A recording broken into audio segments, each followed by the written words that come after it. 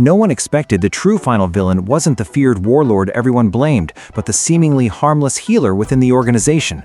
On the surface, her power allowed her to heal any injury, but in reality, she could control the minds of anyone she treated.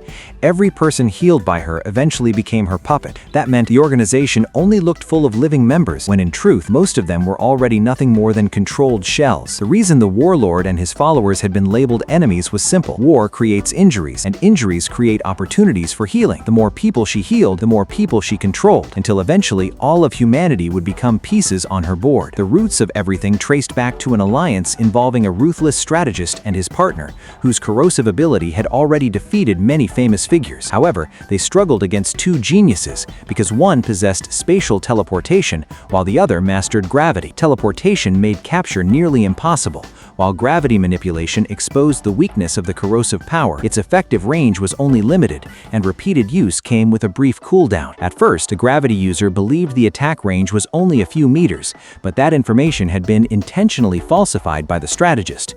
The real range was vastly larger, hidden specifically to counter teleportation abilities. By the time the truth was realized, it was already too late. The gravity user barely survived, and in doing so, exposed his own abilities completely. For the strategist, once someone's powers were understood, they were as good as dead. Even worse, a teleportation user had become separated from his partner. Though the gravity user wanted him to escape alone, the teleporter instead chose to stay and die beside him, revealing feelings he had hidden beneath constant arguments and sarcasm. Surprisingly, their enemies spared them in the end. The supposed draw was simply an excuse, because neither side could continue fighting. The strategist admitted they had already planned to die from the very beginning of the war.